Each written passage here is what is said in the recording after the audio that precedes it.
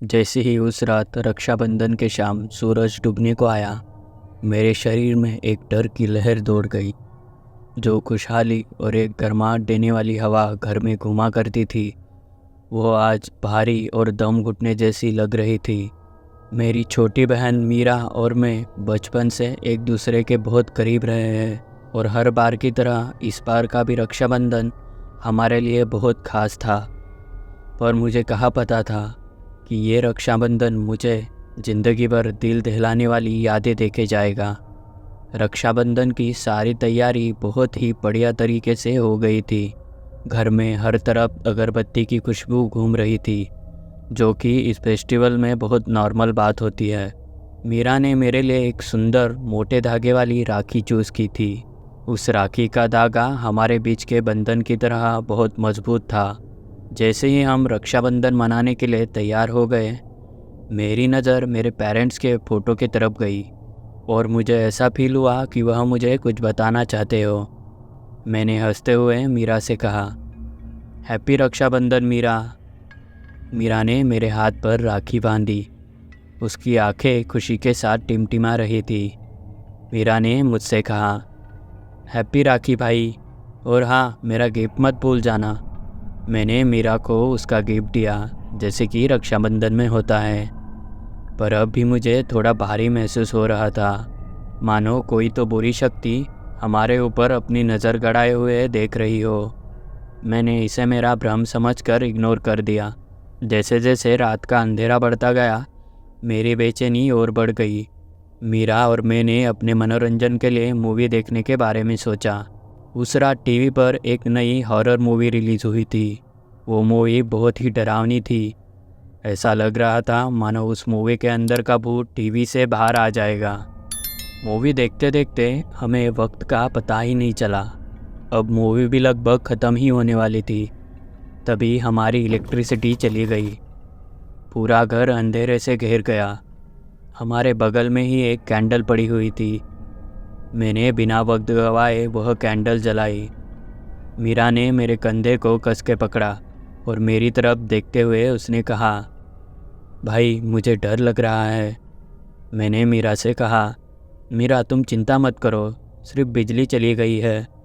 मैं अभी fuse box का स्विच फ्लिप करके आता हूँ। इतने में मीरा ने कहा, भाई मैं भी आपके साथ चलूँगी। मैं और मीरा हमारे बिजली के फ्यूज़ बॉक्स की तरफ बढ़े। कुछ ही सेकंड में मुझे हमारा फ्यूज़ बॉक्स मिल गया। जैसे ही मैंने फ्यूज़ बॉक्स की तरफ अपना हाथ बढ़ाया, हमारे बगल से एक ज़ोरदार हवा का झोंका चला गया, जिसने हमारी जलाई हुई कैंडल बुझा दी और घर में फिर से चारों तरफ अंधेरा कर दिया। और घर में एक अजीब सा आवाज़ गूंज रहा था।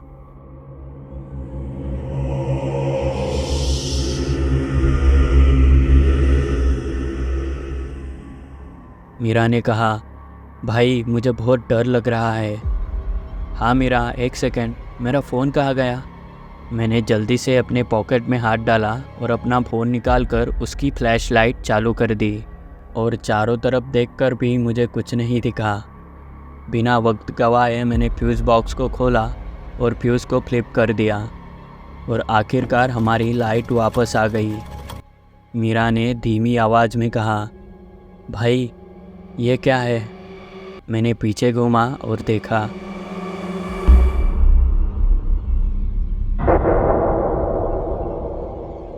उसका शरीर बहुत ही बड़ा था, उसका मुंह बहुत ही डरावना, और वह चीज़ हमारे तरफ ही देख रही थी।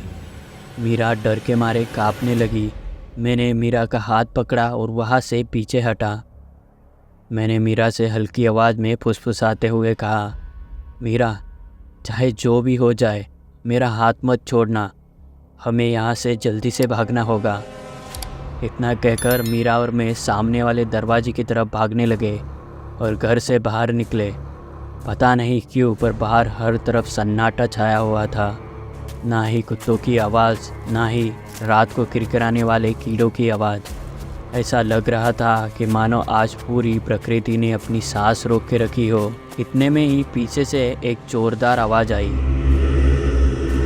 मैंने पीछे मुड़कर देखा तो वह डरावना साया हमारा पीछा कर रहा था। वह देख के मेरा दिल ज़ोर ज़ोर से धड़कने लगा। मैंने मीरा का हाथ और ज़ोर से पकड़ा और बिना रुके मेरे पास ही में रहने वाले दोस्त के घर तक भाग के गया। जब मैं अपने दोस्त के घर में पहुंच गया, मैंने उन्हें मेरे साथ हुई सारी बात बता दी। वो ये सब सुन के चौंक गए। मेरा दोस्त जो बहुत वक्त से गांव में रह रहा था, उसने कहा कि हमारे गांव का एक डरावना इतिहास है। बहुत से लोग कहते हैं कि जब भी पूरा चांद निकलने आने पर रक्षाबंधन मनाया जाता है, तब हमारे दुनिया का और आत्माओं के दुनिया का रास्ता खुल जाता है, जिसके कारण कुछ पूरी आत्माएं हमारे दुनिया में आया करती है, जो कि भाई बहन के पवित्र रिश्ते को तोड़ने की कोशिश करती है।